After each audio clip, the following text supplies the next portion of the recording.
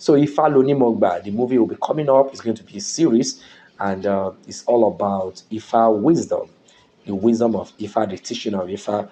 So the reason why I came up with this idea is because you know that I've interviewed a lot of Isheshe practitioners, and I understand that many of you guys are so eager to understand more about our culture, traditions, and religion in Yoruba land and Africa at large.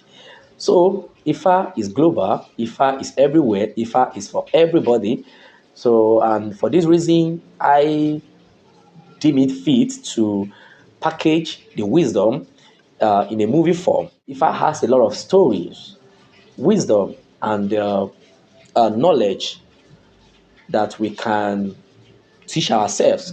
So, packaging it in a movie form will help you guys to understand much better, and it